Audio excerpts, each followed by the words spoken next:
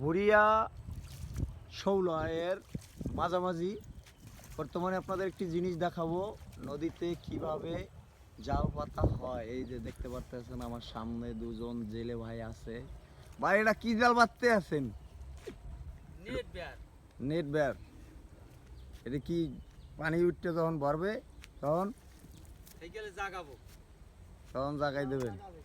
বন্ধুরা দেখতে পারতেছেন এই দুই ভাই এরা মাছ ধরার জন্য জাল পাততেছে এখন। না আমরা দুই বাপ কই। ও মানে আমাকে তো আর কি। হ্যাঁ ভাই। যাই হোক, এরকম মাছ ধরার ভিডিও যদি দেখতে চান তাহলে আমাদের চ্যানেলটি সাবস্ক্রাইব করবেন এবং আমাদের ফেসবুক পেজে সবসময় আমাদের সাথে যুক্ত থাকবেন। সুন্দর ভিউ, এরকম আবহাওয়া, এরকম জায়গা, এরকম পরিবেশ, এরকম বাতাস একমাত্র নদীর পাড়েই আছে।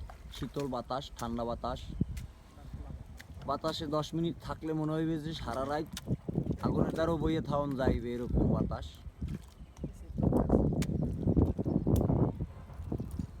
এই দেখতে পারতেছেন আমার সাথে এই যে সেই হাবিব, ভাইরাল ব্যক্তি না তো এখনো ভাইরাল হয় নাই। যাই হোক, আমরা ভাইরাল হওয়ার চিন্তা ভাবনাই আছি।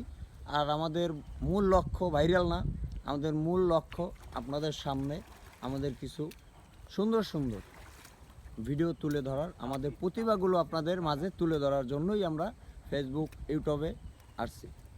তারপরে দেখাবো এই যে দেখতে আছেন, সেও আমার বন্ধু মিজানুর হাওলাদার। সে আজকে আমাদের টিমে নতুন যোগ করছে, মানে জয়েন হয়েছে। তারপরে দেখাবো শ্রদ্ধাভাজন বড় ভাই, তাকে তো আমার নতুন করে চিনে দেওয়ার মতো কিছু নাই, সে কিন্তু একজন বড় মাপের সেলিব্রিটি, তার কথা না বললেই হয়। তারপরও দেখাইলাম, ঠিক আছে।